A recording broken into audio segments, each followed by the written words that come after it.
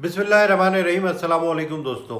आज का मौजू इंतहाई दिलचस्प है। कराची में जो कराची के नौजवान बिगड़ रहे हैं, गुटखा मावा ये जो है एक मुनाफा बख्श कारोबार बन गया है और इस गुटखा मावा से महाना अरबों रुपए कमाए जाते हैं। जी हाँ, महाना अरबों रुपए।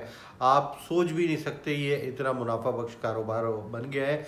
और इसी के लिए जो है सिंध पुलिस ने एक मुहिम शुरू की है और मैं आपको बताऊं कि आईजी सिंध ने फोकस किया और सख्ती से पुलिस हुक्काम को ये कहा है कि ये गुटखा मावा की फ़रोख्त में, इसके बनाने में, इसकी सरपरस्ती में जो जो मुलव्विस हैं उनको गिरफ़्तार किया जाए, उनके ख़िलाफ़ एक्शन लिया जाए। तो सबसे पहले आपको बताऊं कि स्पेशल ब्रांच की एक नई रिपोर्ट आई है जिसके मुताबिक जो कराची में 151 कारखाने हैं गुटखा मावा के, जिसकी 950 के करीब एहलकार पुलिस अफसरान जो है वो सरपरस्ती कर रहे हैं।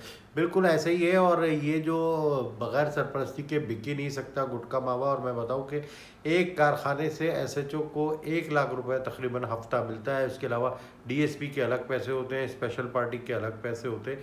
इस तरह से ये होते हैं। और अब जो है वो सख्ती की वजह से ये छुप छुपा के कारोबार हो रहा है, लेकिन ये नहीं है कि बंद हो गया है। अभी भी जो है वो शहर के मुख्तलिफ इलाकों में, जिसमें लियारी हो गया, मलिर हो गया, इसके अलावा ये शेर शाह हो गया, इन तमाम इलाकों में जो है वो ये गुटखे का काम हो रहा है। पाक कॉलोनी यहाँ पर गुटखा बनाया जा रहा है और बिक रहा है।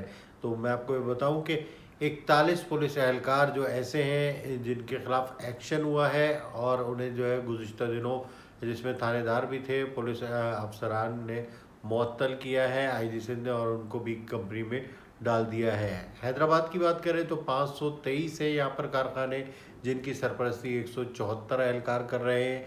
मीरपुर ख़ास में 102 हैं, सखर में 35 हैं और लाड़काना में 34, शहीद में नज़ीराबाद में 84। तो इस तरह से ये पूरे सिंध में तकरीबन 2000 के लगभग जो है वो गुटखा बनाने के कारखाने हैं जो कि पुलिस की मुबैना तौर पर सरपरस्ती में चल रहे हैं।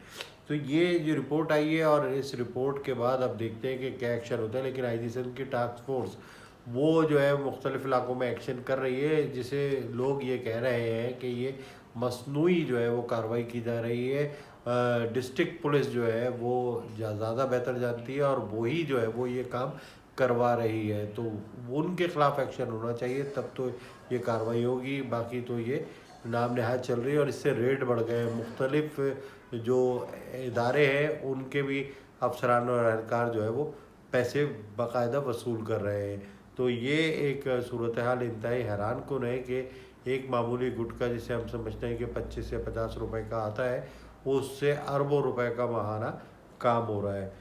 इसके अलावा आपको बताऊं एक बड़ी खबर, डिस्ट्रिक्ट सेंट्रल से सेंट्रल पुलिस ने एक कार्रवाई की जिसमें 2 स्ट्रीट क्रिमिनल को पकड़ा है।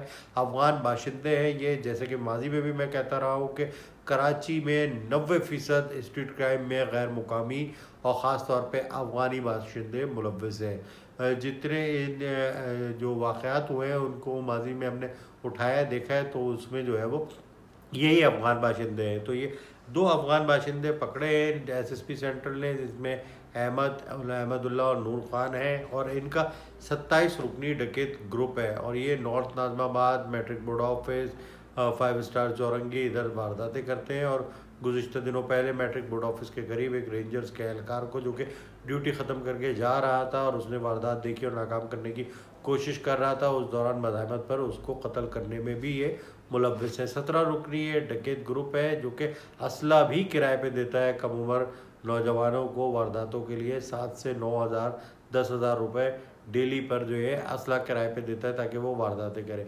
और इनका ये जो मोबाइल फ़ोन छीने और चोरी करते हैं ये वो जो है 50 के करीब जब हो जाते हैं तो ये अफ़गानिस्तान स्मगल कर देते हैं, अफ़गानिस्तान भेज देते हैं। तो ये इनका एक डकैत ग्रुप है जो कि नॉर्थ नाज़माबाद ख़ासतौर पर डिस्ट्रिक्ट सेंट्रल में मुतहर्रिक था। इसके तमाम कारिंदों के नाम आ गए हैं। पुलिस से उनके दीगर जो मफरूर तकरीबन 15 के करीब कारिंदे हैं उनकी गिरफ्तारी के लिए कोशिशें कर रही है। अच्छा काम है पुलिस का, इसलिए मैंने कहा कि सामने लाया जाए। लेकिन आपको ये ज़रूर बता दूं कि कराची में क्राइम जो स्ट्रीट क्राइम हो रहा है उसमें गैर मुकामी, ये ख़ास तौर पर अफ़गानी गैर कानूनी आने वाले वो बाशिंदे मुलव्वस हैं।